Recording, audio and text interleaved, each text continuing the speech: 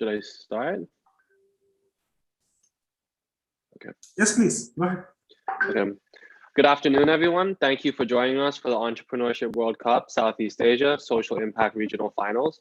My name is Kuntap. I'll be your host for today's competition. I work for an organization called Gobi Partners. We're a Pan-Asian venture capital firm with presence across North Asia, South Asia, and ASEAN. With over 1.2 billion in assets under management, we support entrepreneurs from early to growth stages with a deep focus in emerging and underserved markets. This is our second year working with EWC, and we are proud to co-host EWC's first regional competition in Southeast Asia, along with our partners Global Entrepreneurship Network, MISC, TGELF, in collaboration with Andy and AWS.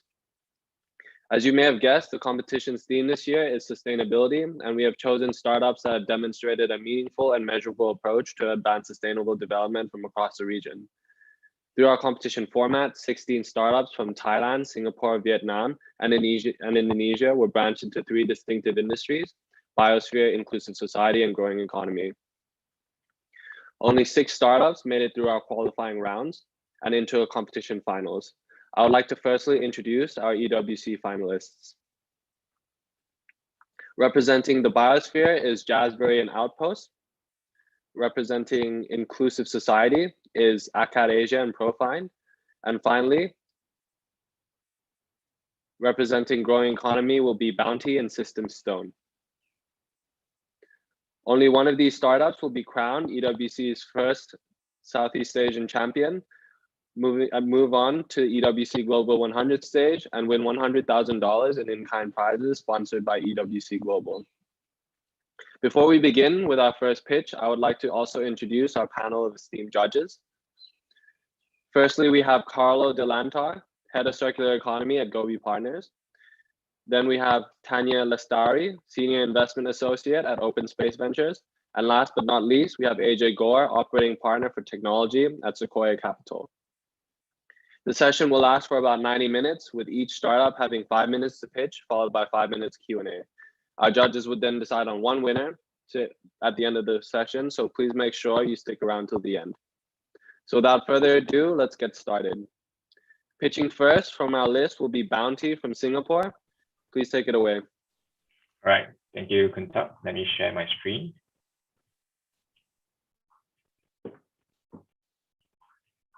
All right.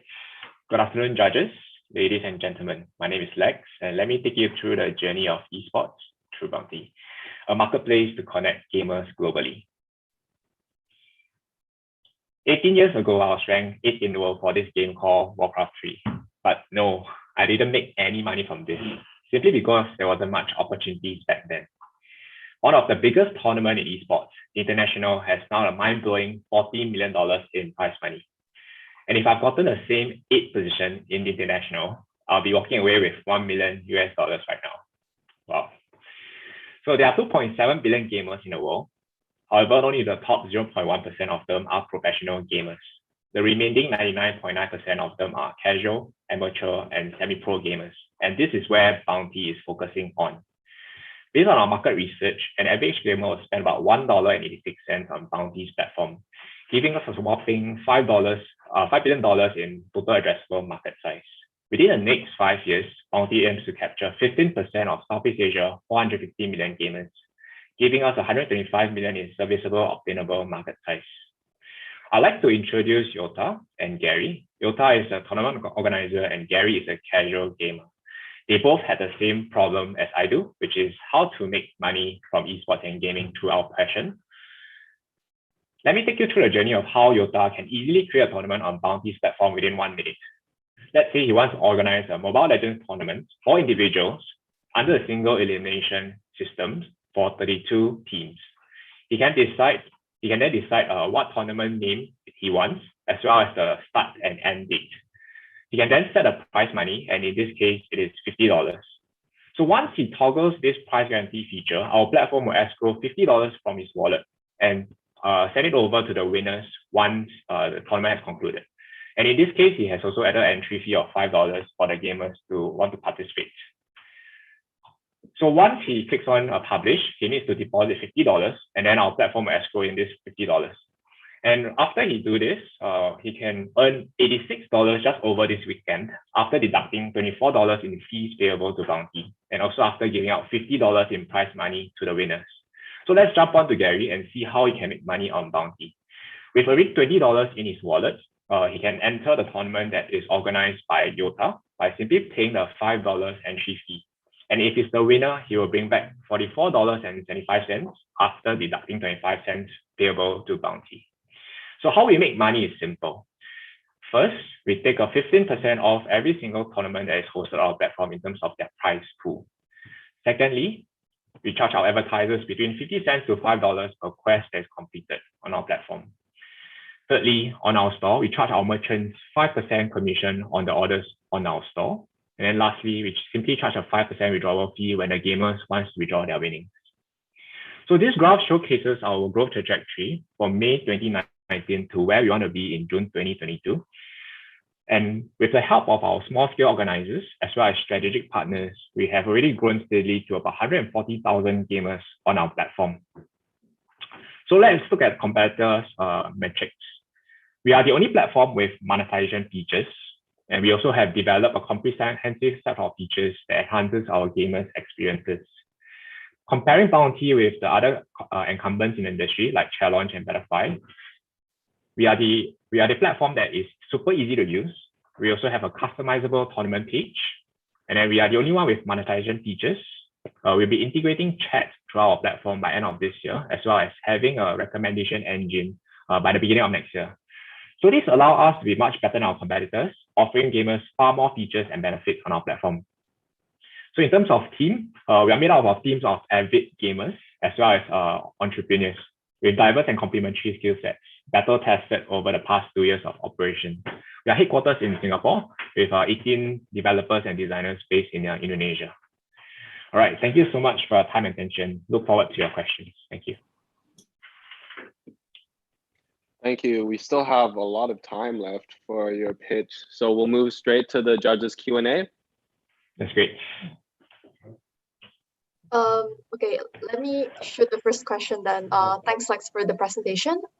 So I have two questions actually. The first one is, how is it currently being integrated with the games? Because you kind of need to put your accounts, right? Or is it like actually like the gaming itself is being hosted in the gaming application itself? And then on the second one, I think it's pretty clear on how you onboard the gamer. But I just want to get a sense on how you're actually onboarding the tournament organizers. Okay, great question, Tanya. I appreciate it. Seems like you do play a little bit of games, that's why you're asking a little bit more technical questions. So in regards to the game itself, we do not integrate to the games because we want to have a very open approach where any game titles, be it mobile, PC, or desktop, we can all have it on our single platform. Just think of us like Eventbrite for organizing tournament events at this moment. But of course, in the future, we will want to integrate to the top 10 popular games where you have a very seamless approach. Connecting you, once you press the click of a button of play, you'll be connected to the games. And then whatever information or data that is recorded in the game itself will be translated into the platform. That will be the near-term future. And then for the second point, in regards to organizers, we actually do a very high-touch approach. We are currently onboarding organizers one by one, teaching them how to use our platform, and then from there, making sure that they are very successful on our platform. So this is how we are able to onboard a lot of organizers based in Indonesia on our platform right now. Thanks. Any KYC process? KYC process? Yeah. Yeah, actually, we are the only platform in the esports industry that has KYC process because we have a built-in wallet. So very sharp for you to notice that. One of the things which comes to my mind is that what is your acquisition and retention strategy? Yeah, great question, AJ. We have been acquiring users within the range of 15 cents to 50 cents per gamer in Singapore terms. So in your mind, I think probably with your experience, you will understand that this is actually a very low cost per acquisition. And the reason why we are able to do so is because we go very deep into talking to every single organizers out there who have already been utilizing platforms like ours. So we showcase to them, oh, how much better Bounty is. With the wallet feature, it saves you so much time and so much money. And with that, you are able to, scale up your organizing business. So with that, it actually helps to bring us the supply side of the equation. And then plus, with a lot of tournaments on our platform, you will attract the demand as well. So that's how we are able to increase the total amount of tournaments as well as gamers on our platform at the moment. So how we increase the retention of our users is very simple. We just need to have as many tournaments as there is for the users to want to come back to participate. It is that simple. And how many streaming platforms you are planning to integrate? Apart from, I'm sure you have Twitch and everything else. Apart from that, how many other streaming platforms you are looking at? Streaming is a huge platform that has a lot of companies that are involved. So we simply just do a iframe integration to any kind of platforms that our organizer prefers. So we just simply plug it in, and then you can have it live immediately. Okay. And what has been your typical demographics? Like, what has been like your typical kind of games people have been like looking at? Like, is it RTS or it is other kind of games? What kind of most played games you have? At the moment, we are very focused in the students population between the ages of 16 to 24 years old. Mostly FPS? Is that mostly FPS or RTS? Yes, FPS, mobile, Free Fire, all this kind of genre that are very new and very innovative and very exciting. Okay, cool. Thanks, AJ. Hi, Lex. Hi, Carlo. This is Carlo. I was a top mage on Gorgonash on WoW. So this brings me back a long time ago. Amazing. PvE, not PvP. But so I have two questions. The first part is, with this model, the issue is always going to be the agreement with the games, right? And usually these games have a franchise model to really defend and make sure that the tournament proceeds would stay within their platforms, making it an official partnership. How do you deal with that? And then the second part is, I'm seeing some areas or some flags where I'm seeing the platform can be used for sports betting. Okay, great question. I like your technical questions as well. So as of right now, we are working very closely with game publishers, to help them increase the engagement between the gamers and their game, and they love this model. There are some publishers that don't prefer the pay-to-play model, which is when Bounty asks for participation fees from the gamers. Only a few publishers, they don't prefer that, but we can go with a subscription model, of which if let's say you are paying a subscription model, you can entitled to join these paid tournaments. That is how we circumvent that at the moment. The second part, you're asking about, sorry, could you repeat your question? Yeah, sports betting. Sports betting, okay. So in regards to that, right now, we are not doing sports betting. We are just allowing the organizers and the gamers to connect, and then the gamers themselves have to put in a participation fee. There's no one betting on someone else's outcome, and there's no odds given to the better or the wagerer in this case. So we are very clear of that at the moment. Unfortunately, we ran out of time. I want to thank Bounty for the pitch. Hope to play Warcraft with you sometimes. One last question, if I can ask. Unfortunately, we need to move on. Okay. I'm sorry. You can take it offline. Thanks. Next, moving right along. We have Jasbury from Thailand. The floor is now yours.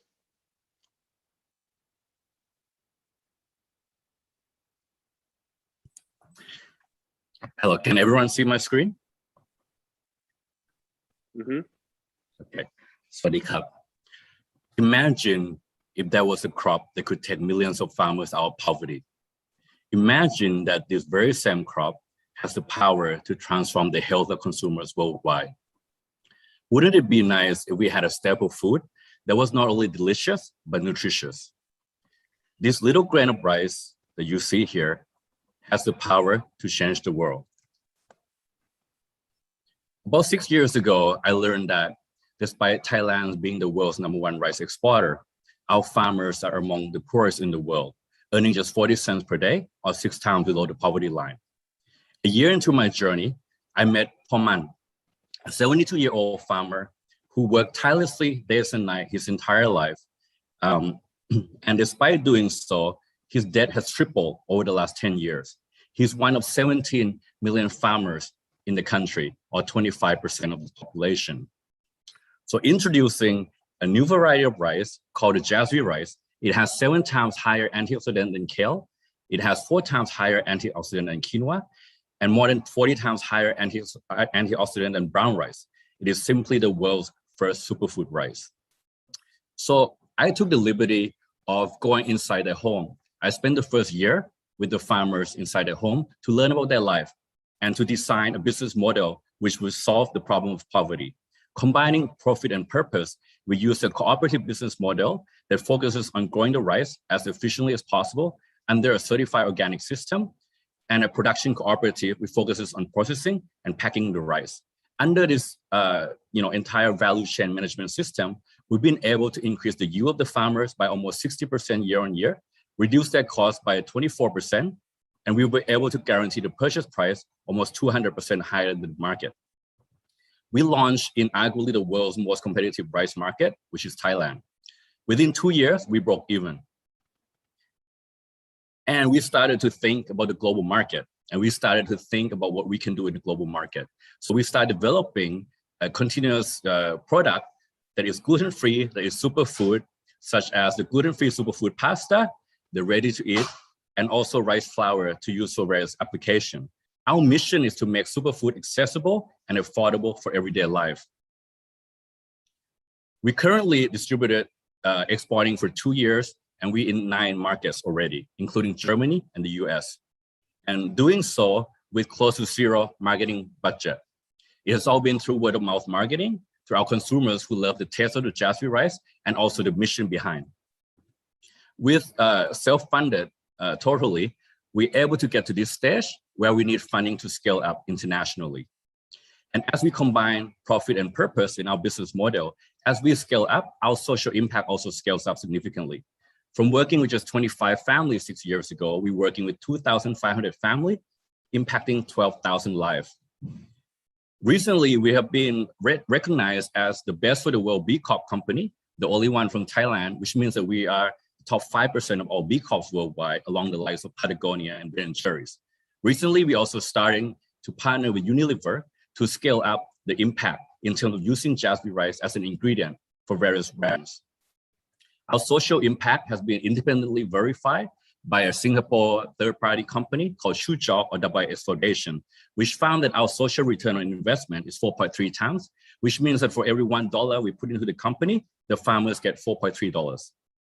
So from earning just 40 cents per day that I told you at the beginning, the farmers are now earning almost $6 a day, an increase of 14 times.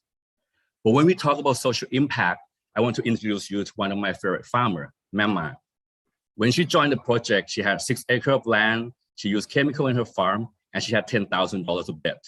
Within 3 years, she's paid off all her debt, her land is certified organic, and she's more than double her land holding.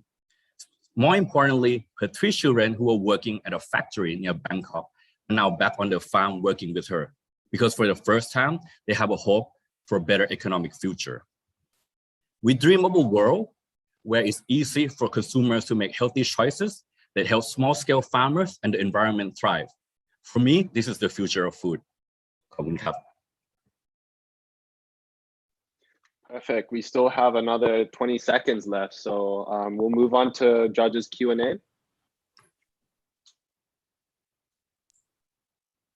So what has been your top 2 or top 3 biggest operating cost hurdles? Because I assume this model is very operator heavy model. Yeah, actually, thank you, Ajay. Actually, we don't own the facility. So the farmers own the facility, yeah. So the operating cost is mostly to do with the team itself. So building the team, we're very focused on the culture within the team. And it has been also more about traveling, like going to food exhibition internationally, going to the US, going to various European countries. No, but you also do education to farmers in terms of how do you do? Oh, absolutely, yeah. So so we do a lot of various training program with the farmers, and those were quite heavy in the first 3 years. So after the first 3 or 4 years, it was quite streamlined, and we have a system now where it's not so, let's say, expense like intensive. So now it's more that we have a system in place, and when we grow the farmers base, they already have the field officer on the ground who does that, and we don't really bear the burden of those costs anymore. Correct. And you have field officers, you have farmers. How do you track all this stuff? I beg your pardon? how do you track all this stuff? The farmers is making right progress, they are doing the right thing in terms of crops, you will get appropriate returns. Do you look at the crop quality and everything else as well? Yeah, absolutely. So the field officers are also responsible for doing organic audit. So we have a third-party auditor that obviously double check the internal control system in terms of traceability, chemical residue and so forth. And also because the field officer offers the training, trains the farmers, they also understand the quality of crop that is needed. And even though there is still various quality of crop coming out, they will get different pricing depending on the quality. And that is quite clear to the farmer. So they have incentive to produce the highest quality crop. Awesome. Yep, thank you. Hi, Neil. Okay. I guess just to add up to AJ question, right, regarding the operating costs, maybe share a bit about the working capital need, because you're doing the R&D, right?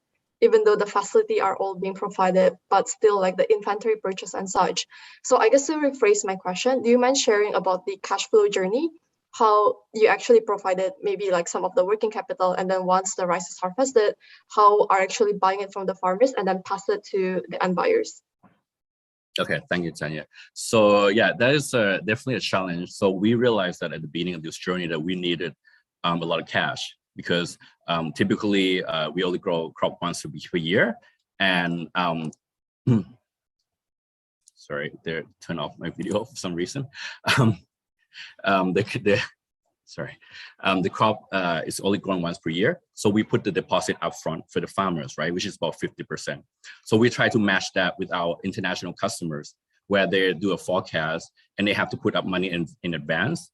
So that helps with the working capital, especially with the European and the US customer. They're a large organization, so they do have the working capital and the loan capacity to support us. But at the very beginning, we decided to go in a shorter term strategy, which is to sell it at a much higher price as a gift set. So we were able to generate a lot of cash in the first 2 to 3 years by selling gift set to corporate consumers. And that allowed us to generate about, I think it was about $600,000 of sales through gift set. So that really gave us a foundation, because we have self-funded this whole journey. So we never had to borrow any money so far, and we still have a positive cash flow today. So your customer profile are B2B or B2C? B2B. So they are large organization overseas, like distributor and so forth. I got it. And they're actually willing to pay upfront. They were not willing to, but it's a negotiation, right? And I said, they can only buy jasmine rice from us. We are the only one in the world that can grow this rice. So they don't really have an option if they want it. And that one, is it patented? We trademark in 60 countries.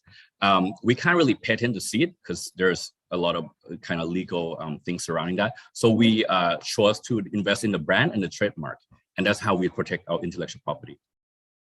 Okay, got it. Thanks. Hi, Neil. Congrats on being a B Corp. I'm looking at your score. You're right above the passing mark. You're marketing yourself as a social enterprise here. Am I correct? Yeah, we are a certified social enterprise under the Thai law. So we pass all the criteria as well. Right. Could you explain to me, there's some discrepancies that I'm looking at your impact area scores. If your community is very high, but your environment, workers, and governance is very, very low. What are your thrusts to actually raise that up if you were going to grow long term? Yeah, that's a great question, Carlo. So actually with the B Corp assessment, it's quite heavily focused on organization that runs their own production facility, like if they have factory and so forth, because we are primarily more of an exporter, R&D and so forth. We don't have like an environmental system in place because we don't run a factory. So we would score not high at all in the environment. Unfortunately, we've run out of time. But thank you so much, Neil. Can I have like 10 seconds? Yeah, 10 seconds. That? Okay. So yeah, with the funding and as we grow, we definitely will look at ways to address those. But we haven't had a lot of any funding so far. So it's also an area where we haven't invested heavily. Okay. Thank you so much, Neil. Next up on our list, we have Akad Asia from Singapore. The floor is now yours. Can I just check if you can see my screen? Great, thanks. Hello, my name is Nilesh, and I'm the co-founder and CEO of Acad Asia, a mission-driven edtech business that aims to empower educators everywhere. There are more than 95 million teachers worldwide, and 60% of them believe that they don't have access to localized, relevant, and affordable upskilling programs needed to design courses for the 21st century learners. Moreover, an additional 69 million trained teachers are needed to achieve the UN's goal of universal education. But based on recent trends, teachers' salaries have been decreasing exponentially, and as such, the need for trained teachers is going up and not down. So we designed FreeJu, the global community of educators that is trusted by more than 100,000 teachers globally. Through FreeJu SkillEd, teachers can earn stackable credentials on the blockchain through professional development programs designed by global experts, which lead to better employment and income opportunities for them. Through FreeJu DesignEd, they get access to simple digital tools which enable them to create engaging blended and hybrid lessons for the 21st century learners. And using FreeJu CollabEd, a social networking platform, they can learn from each other, share ideas and lesson plans, collaborate on research projects, etc.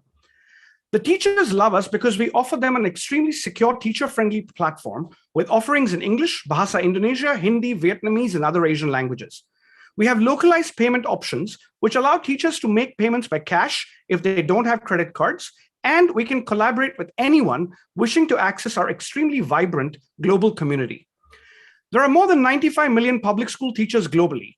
With 54% of them in Asia, our target is to acquire 5 million in the next 5 to 6 years. And over the last 1 year, we have acquired more than 100,000 users from 36 countries, and our current freemium to premium conversion rate stands at a very healthy 16%. With more than 100,000 positive video testimonials, our impact is clearly demonstrated. Our current customers include government departments, private and public school, corporates, financial institutions, and we also have signed contracts, which when we execute will generate a substantial income for us.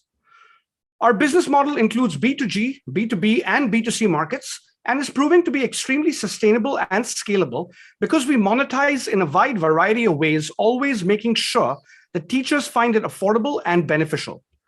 Since one of the big problems faced by teachers is declining income, our technology roadmap includes 2 specific features which will empower educators everywhere by giving them an opportunity to earn through FreeJu as well.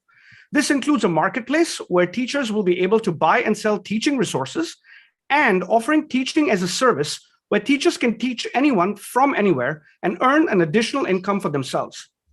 Our funnel is straightforward. We generate leads from various channels and are currently converting 16.5% of the leads to paid memberships. Further upselling opportunities will be available to us once we launch the future updates of FreeJu. All of this ensures that we monetize in several ways, thus making our business very sticky, scalable, and extremely sustainable.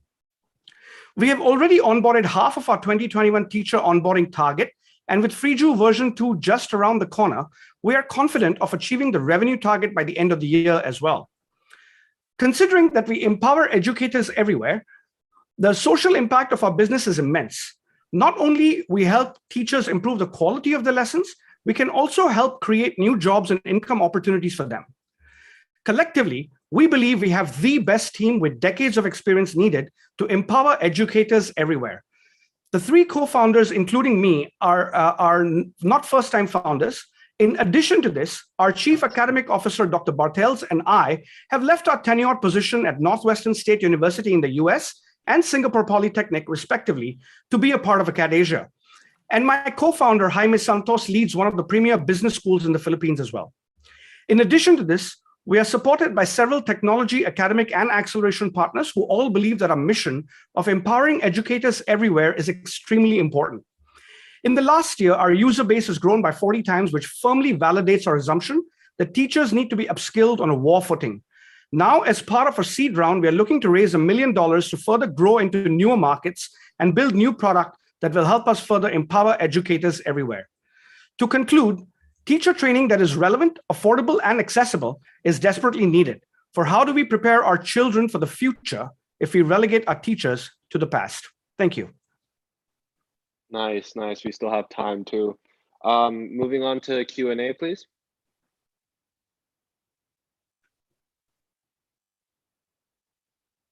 Yeah, maybe I could start here. I noticed that 95% of your customers and your growth is from the Philippines. I'm curious what the journey was for you to. The Philippines is not the most friendly education sector to work with, so I'm curious how you did it.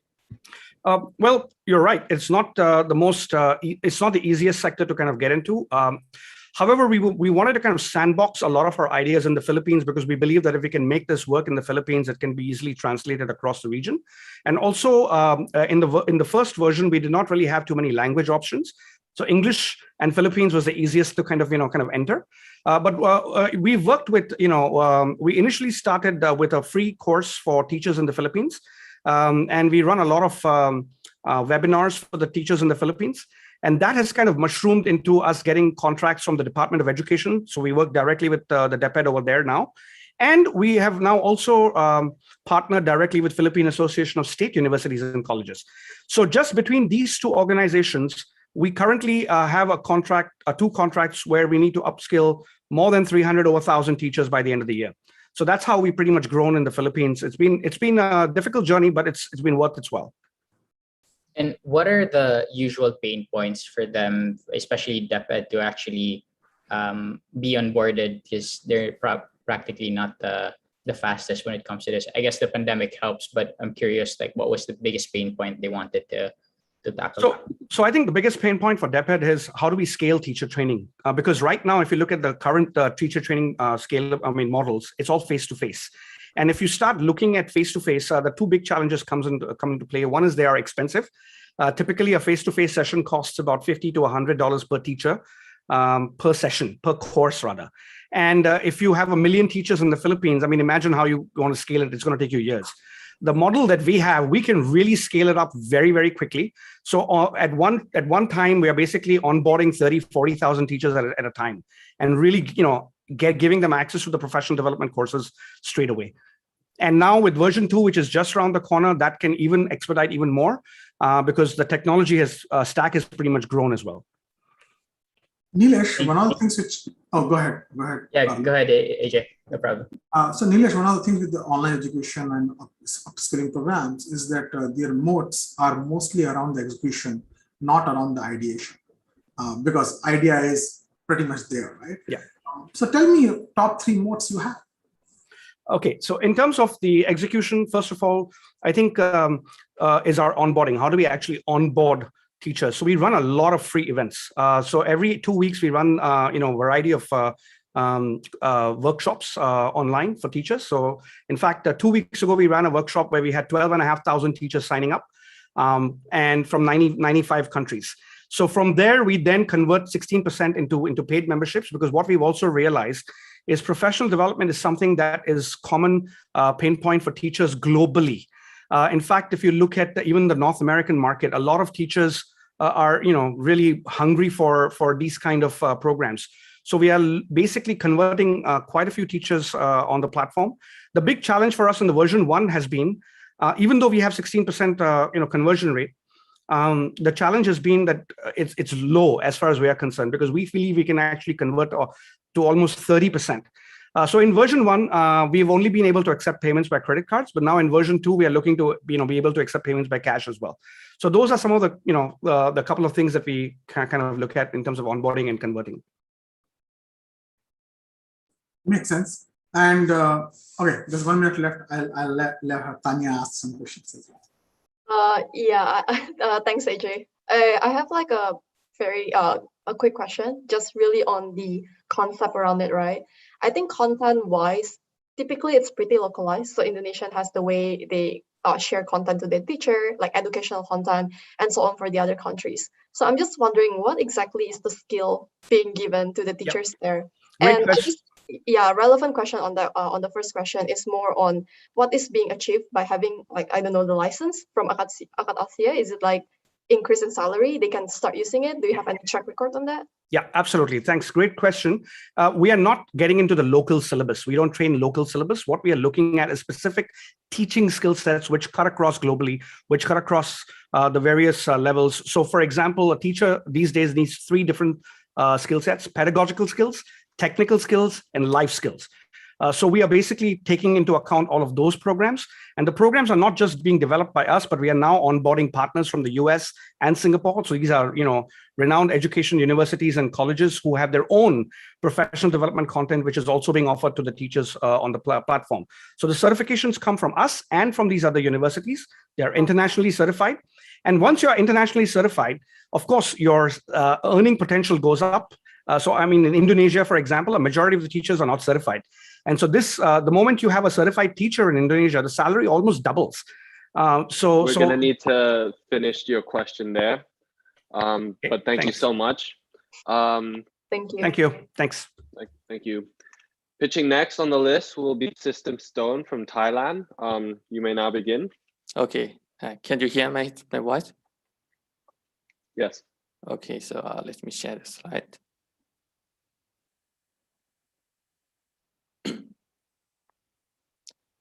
Okay, so can you see my slide now?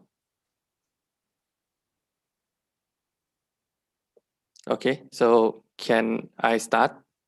Yep. Okay. Hello, my name is Sithikorn. I'm a CEO and co-founder of Factorium. Every factory in the world, they are really concerned about the machine efficiency, because if the machine are stopping just in one day, they can lose $1 million in revenue.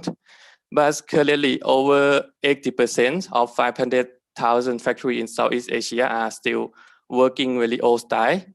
They lost a lot of time on paperwork. They use a lot of people to analyze a lot of data, and they still using a lot of offline tool to inspection machines.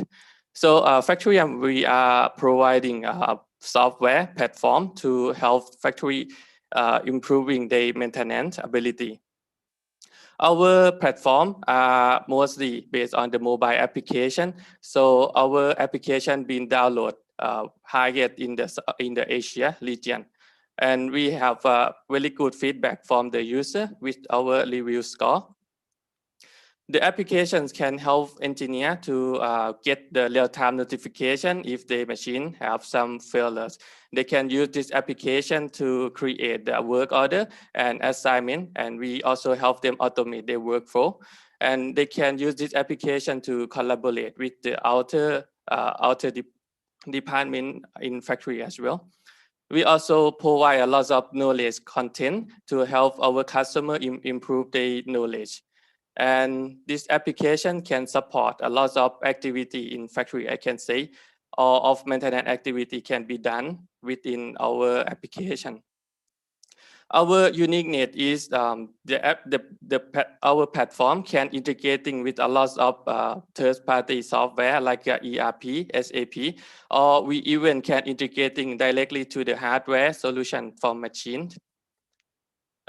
With our platforms, we can help customer create like a digital twin of the important machine and help them predict the machine failure before it's happened. About our business model, we provide this platform as a software as a service, a subscription fee. Our customer can download the application for free and use our freemium package with a limit of a team size.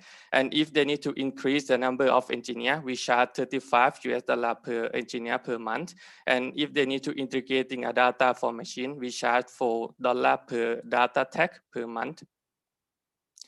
The results to using our platform, for example, we can help some big corporate in Thailand improving the engineering response time over 200%, and they can repairing machine more faster over 300%. After 3 years, we launched the platform. We can grow with a lot of customer, over 4,300 of factory and 18 technician user. And some of our customer is a big player like a Unilever, Caterpillar, Shell, or CPF. About our financial, in last year, we just profitable with almost 200% growth, and our retention rate is over 90%. It's really high comparing with the other company. We are the first Thailand company winning the Asia Smart App Award in the second award, and this is can guarantee our application innovation.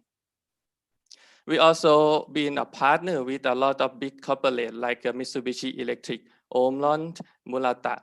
That's integrating the hardware solution to our software platform. Our founder have a lot of experience developing IT solution to #1 food and beverage manufacturer in Thailand, CP Group, and we use a lot of that experience to work to developing this solution. And currently, we are still looking for the Series investor as well. So thank you for your time and attention. Thank you so much. You still have an extra 30 seconds. Moving on to judges Q&A, please. Okay, I'll start with 2 questions. Thanks all for the presentation. So first one, just curious on how you actually, I mean, like the installation process. Like how long does it take for you to really complete it, whether it's premium or even the premium model, right? And then the second one, I guess I'm just wondering, like, what's the current retention looking like the overall cohort? Okay. For the first question to implementing the system, we decide the system to be a self-implementation. So we have a learning center for our customer. We have a free training in every Friday. And we decide the user experience and user interface for really easier to understand. So over 85% of our customer, they learning and installing the platform by themselves. They just go to App Store, Play Store, download the application and following the guideline in the application. And about 5%, they are our premium customer. We have the additional service, implementing service with our technician team. So they can hiring our engineer to help the marketing the data, set up the platform, and help the training the engineer and production team. Yeah. So you capture the error using IoT? Or no?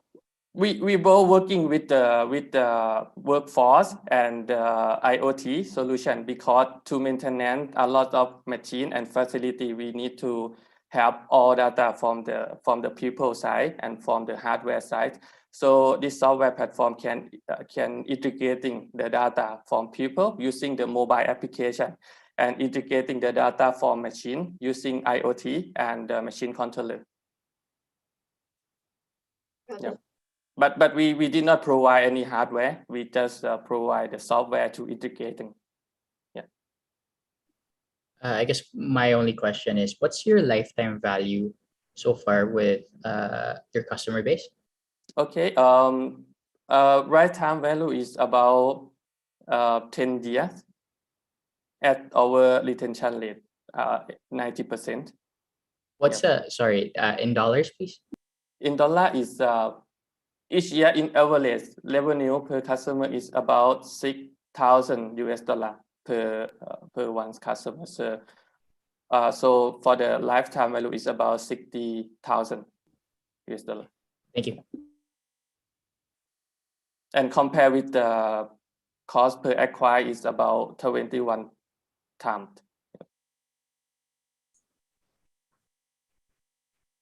If you're not providing IoT, then if you're not providing any hardware, then how are you capturing the matrices where there is no, like how do people capture the matrix or data on the site?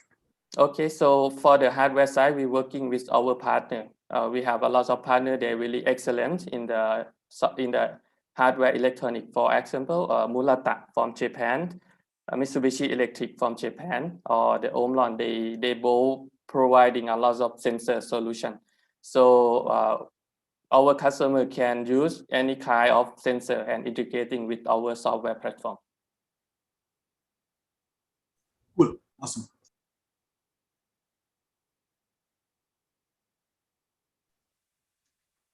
We still have a minute and a half left if anyone wants to ask more questions.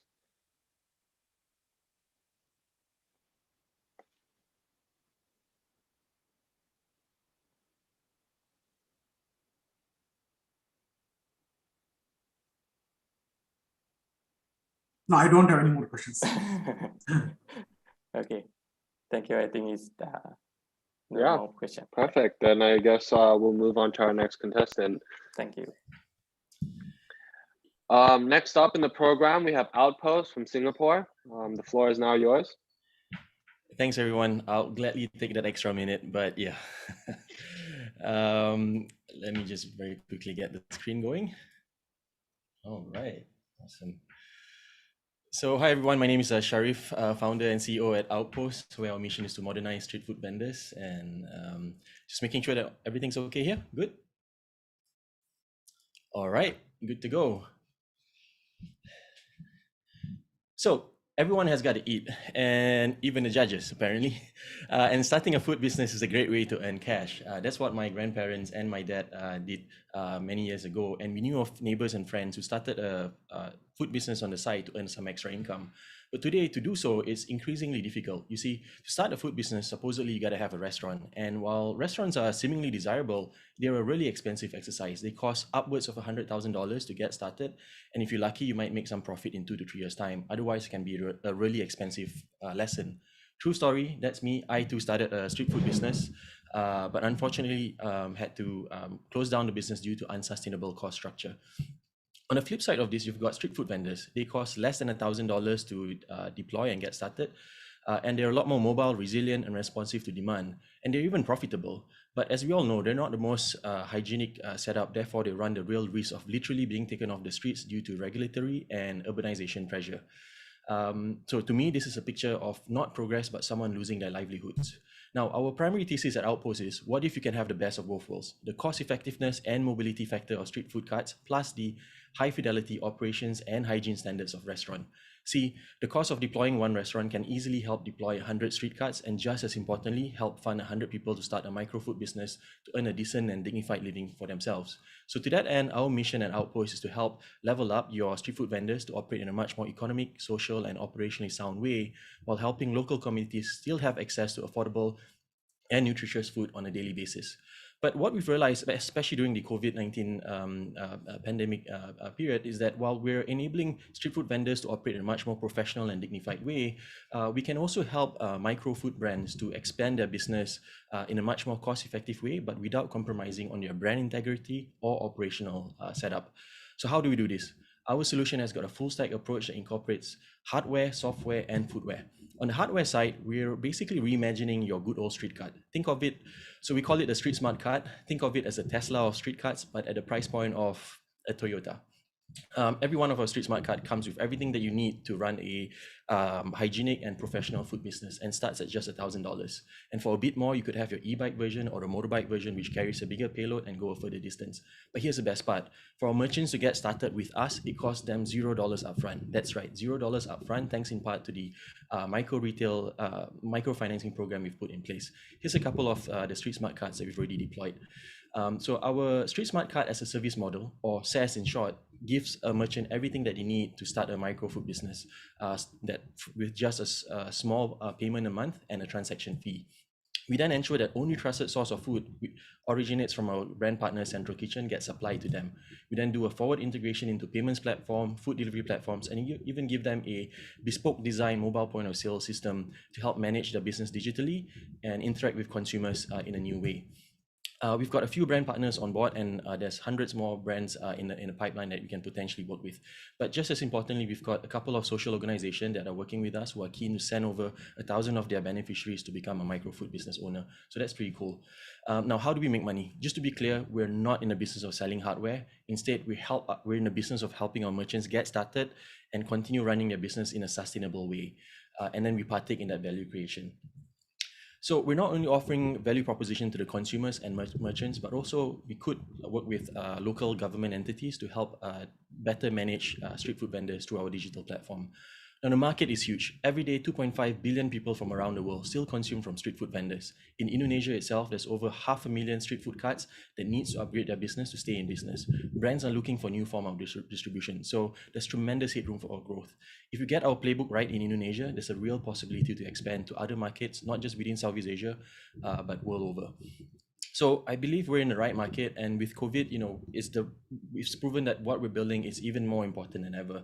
And we like to think we've got the right end-to-end solution, but just as importantly, we've got the right team. So Adri runs a local workshop that's built hundreds of these wooden carts. I'm helping him build the IoT version of it. Ari runs a local franchise food business, so he knows on the ground operations. And as you've heard, my family and I has got generations of experience running food businesses. I used to also run a mobile development studio, so some of our digital natives are with us to help build the digital version of the product. We're looking to raise $500,000, which I'm happy to say that we fully subscribed for this round, but we're open to additional subscription. With this, we hope to deploy about 100 street smart carts and generate about $1 million of GMV. So that's Outpost. Join us in empowering street food vendors, but also in shaping the future of micro retail. My name is Sharif, and we're from Outpost, your outdoor point of sale network. Thank you very much. Thank you so much. That was right on the dot. Moving on to Q&A, please. That was really fast forward presentation, Sharif. Good job. Thanks, Ajay. I'm super happy to see that somebody is doing something to actually for empowering microeconomics, which is nice. One of the things which comes to me in terms of food quality and the other things like food, whatever food you're selling, it's going to be cool or it's going to be hot, cold or hot or whatever. So tell me more about the cuisine and food you're selling on this, because that is something I believe personally is super important for us to understand. That what are you selling? Like, for example, I don't know, I do not want to give any example. Why don't you go ahead and talk about that? Sure. So having come from a family generational food business, I think we were very particular about the food quality itself. I'm sure it's like I'm preaching to the choir here, but I'm sure of virtual kitchens, ghost kitchen concepts where. Of course, I ran go. Yeah, exactly. So but we've seen folks, especially tech-oriented folks who try to, for lack of better words, cut corners and like, hey, can we just use my microwave and push of a button and preheat meals? But we're particular about the food quality standard, and that's why when I started on this, I insisted. We know that hardware is difficult.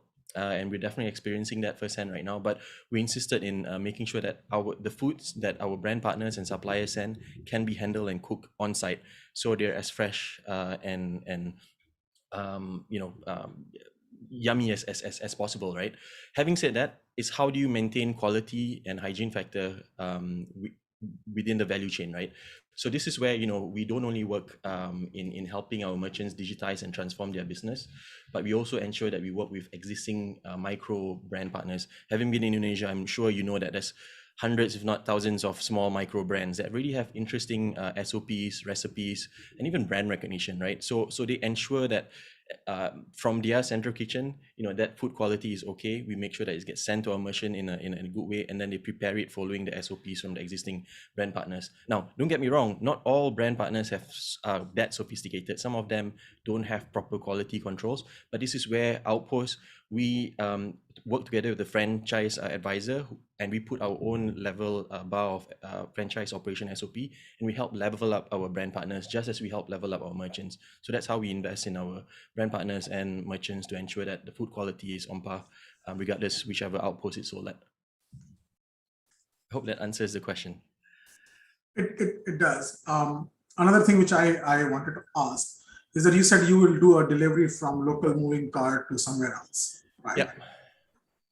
How is that going to be? Because the cart has to be stationary for some time. That's correct. Yep. So that's definitely a challenge. As you know, with GoFood and the other OFO, or as we call it, online food ordering platforms, right? One of the requirements is you need to have a X and Y location, right? So this is where Outpost actually invests in a few safe space where our street food vendors can actually park at that particular location, not only to cook their food, but also fulfill their food delivery orders.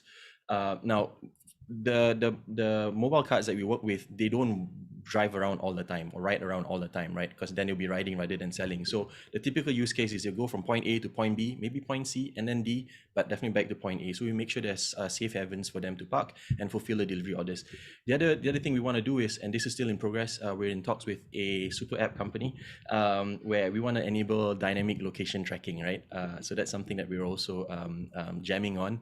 We'll see if that happens. If that happens, then I think we can untether all your vendors to operate in a mobile manner. So yeah. Cool. I wonder how many super app companies are in Indonesia. Was that? I wonder how many super app companies are in Indonesia. Yeah. Go ahead. Right. Without mentioning names, So yeah. Yeah. For me, quick question: what's the take-home pay for the vendors? Is it like above the usual take-home pay that they get if they were just doing their own thing? Sure. So that's a good question. I mean, that's going back down to the unit economics, right? And as my mom told me when I was a lot younger, if you're going to be selling food, you make sure you make money, you make some profit, right? So this is just an example of a particular vendor where on average, they target to sell 20 chickens a day, whole chicken. So that's roughly about 150, 160 pieces of chicken when you cut into 8 or 9 parts, right? If I get my maths right. Yeah, so if they do these kind of numbers on a daily basis, they should be making in Singapore dollars, in simplified Singapore dollars, about $1,000, which is not bad for an average chap in Jakarta or across Indonesia. They can then choose to hire 1 or 2 more guys to help them out, and they still bring back home about $600 a month. So that's still a decent amount. Having said that, of course, sorry, we have to cut it there. Sure, that's fine. Thank you very much for all the questions. Yeah, happy to take it offline as well. Thank you so much. Last but not least, we have Profine from Thailand here to present our last pitch. Please take it away.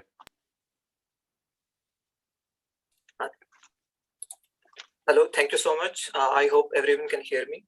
This is Gautam. I'm a PhD student at IIT and also developing a platform for farmers and crop insurance companies whose farms are affected by natural disasters. So we are monitoring, assessing, and risk underwriting using satellite imagery and machine learning technologies. So you might not be aware that, like in the current scenario, the crop insurance is a very serious issue in South and Southeast Asian countries, probably because the current supply chain of crop insurance is very large and farmers are getting their claim back after 2 years. So the time period of which is very large, and sometimes farmers and the farming community affects a lot, and they don't have any money to run their livelihood. So this is a very big issue. So how it happens actually? So when any farm is affected by the flood and the drought, so government and also insurance companies needs to pay the claim and compensation to the affected farms or disaster affected farms. So usually, like previously, they used to send the human resources on the field to carry out how much damage has been occurred or loss has been occurred to give them proper compensation or the fair compensation or the claim. So also when any farm occurs or like when any flood occurs or drought occurs, it occurs in very large areas. So the whole process is quite lengthy and labor and time intensive. Right nowadays, people are using drone also, but drone only provide you a single profile, or like it will not give you profile of the farmland before flooding. But we are providing a remote sensing or satellite-based index, which will give you a fair estimation of how much damage has been occurred to the farms before and after disaster.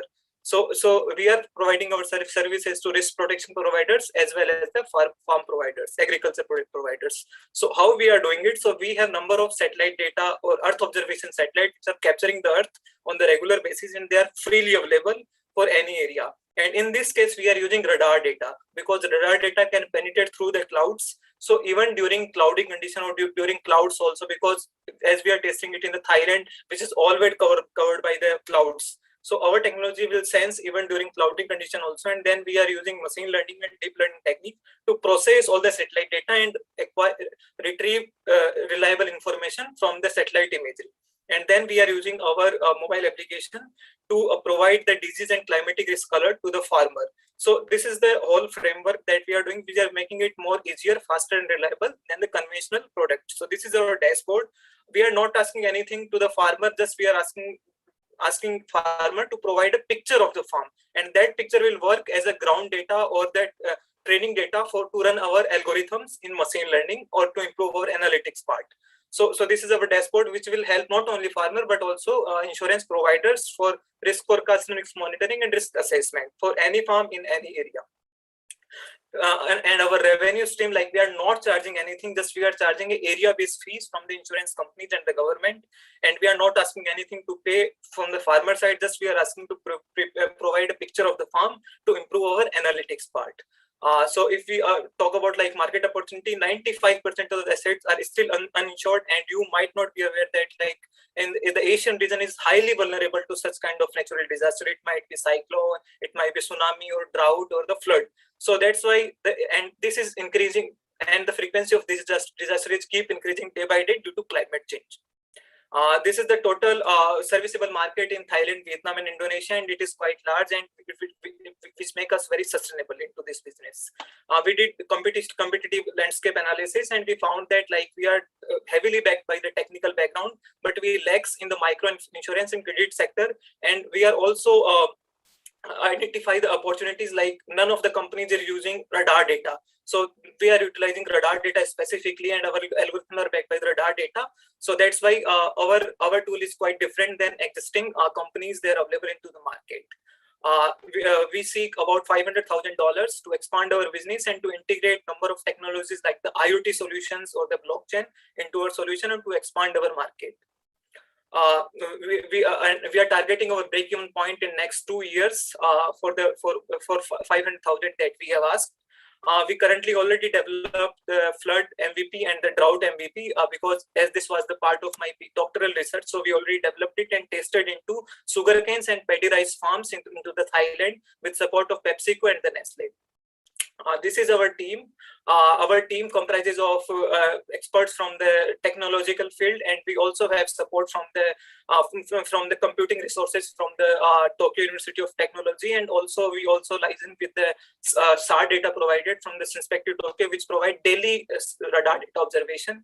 And by this, we are also solving number of SDG goals defined by the United Nations, which covers like poverty alleviation, because we are providing disease and climatic alerts, which will improve the yield and the production of the farmers. Secondly, we are also mitigating. Unfortunately, we've run out of time for the pitch. We'll need to move on to Q&A, please. Yeah.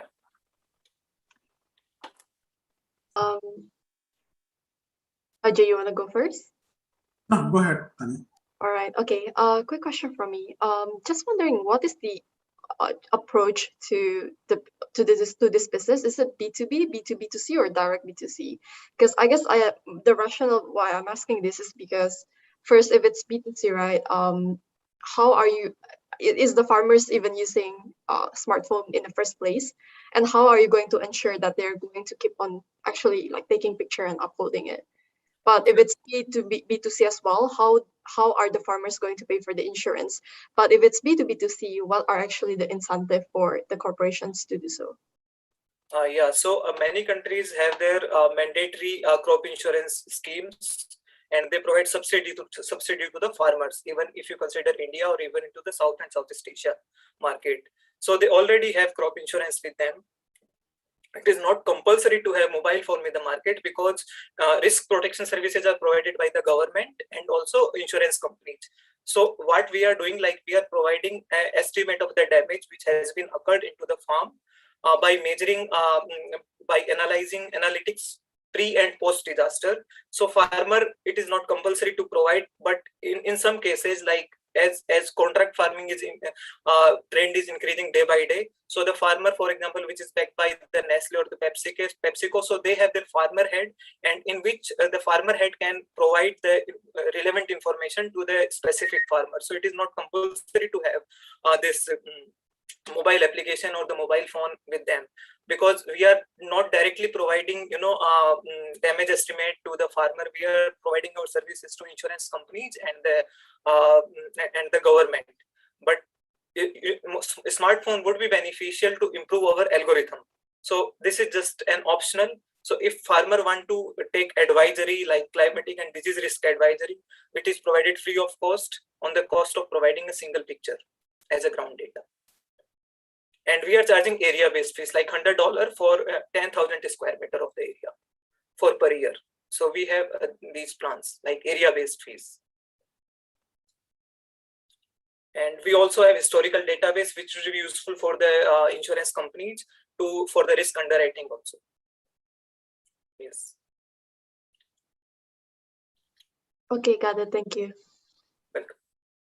I guess I can go here. Are you working closely with the insurance providers and the banks, especially on the collateral side? Because technically they work together too, right? I'm curious how you're going, especially on the expansion side. Yeah, so currently, like we are targeting big food companies like Nestle and PepsiCo because they already have license with the insurance companies. So our role would be to just monitor the farm and provide the damage estimates to the crop insurance companies so that it can be paid directly to the farmer. So currently, like the channel is through a food companies only. Like it can be a CP group or for the aquaculture ponds, or it can be Pepsi, Nestle, PepsiCo. Like currently, we are monitoring sugarcane farms in the northeast of Thailand. So we are not directly currently licensing up with the insurance companies, but indirectly through the food companies, we are reaching them out.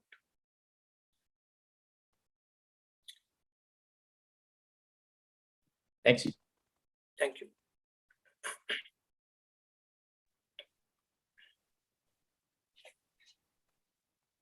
Are there any other questions from judges?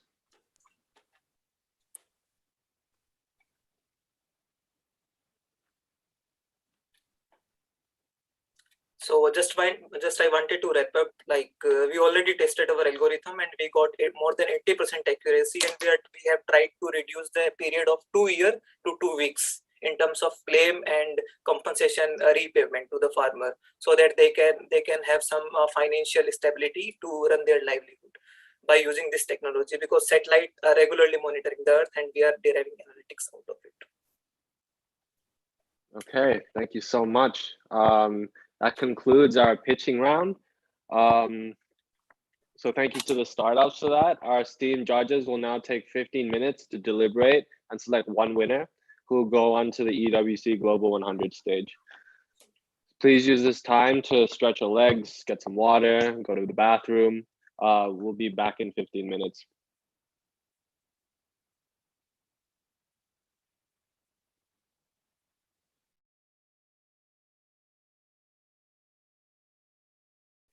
All right, the rooms are open. Judges will see you in the room.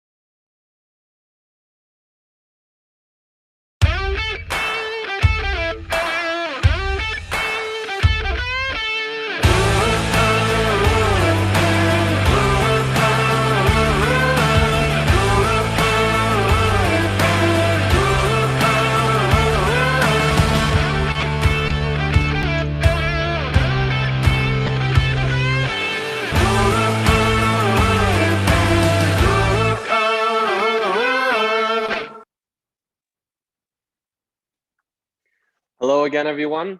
After our judging process, we have come to a conclusion to this year's EWC Southeast Asia Social Impact Finals.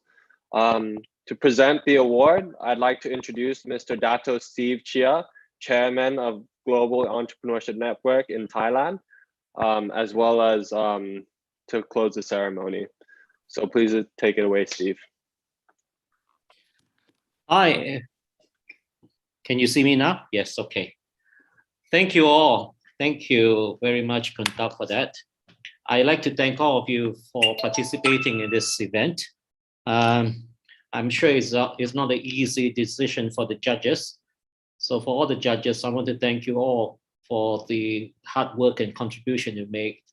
And I just want to acknowledge a few people on this. This regional event is only made possible through the hard work and contribution of our team members from GEN Thailand, GEN Singapore, the ASEAN Youth Organization, the Vietnam Chamber of Commerce and Industry, and Gobi partners. So we hope that we'll continue to work together to bring the, this event as regularly. Also, the competition is supported by a couple of supporters like AWS, Absent, Startup Hacks, Code Assurance, and Andy. So I'd like to thank all the supporters for making it possible. Well, we are very proud. I'm very proud to announce that the winner that will join the 100 EWC Global 100 is Jaspery. So thank you and congratulations, Jaspery, for being the winner. Okay. Thank you so much. If we are able to fly this year, this November, we'll see you in Saudi Arabia. Okay? If we are not, I'm sure they will come out with a last-minute decision how we're going to do the finals competition. There's $1 million at stake. There's a lot of money. So last year we are very proud that Singapore won. So we, ASEAN has won the first prize last year. Let's try to keep this trend for this year as well. So thank you all, Sawadee krap, and congratulations to all of you. Thank you so much, Dato Steve. As a consolation, everyone that participated in the finals competition will also receive $5,000 in AWS credits, sponsored by AWS. I'll be emailing everyone the logistics on how to receive this momentarily. But yeah, I just wanted to thank everyone for applying and all the judges, everyone that's worked on this project. Couldn't have done it without you. And yeah, hope everyone stays safe through COVID. I know it's hit Southeast Asia the hardest at the moment, so everyone's ideas is much needed at the moment. And yeah, hope to see you again next year. Oh, I forgot one thing. I think the winner, Jasper, will also receive $100,000 in kind from EWC in terms of support as well. Thank you so much. Really appreciate it. Thank you to all the judges and contestants. Okay, thank you very much, everyone. Right. Thank you guys. Bye-bye. Before we go off, we just take a group shot together. Okay. 3, 2, 1. Okay, great. Thank you, everyone. All right, back to work. Thank you. Bye-bye. Thank Have a good you. weekend. Bye. Take care. Yeah, everyone. Bye.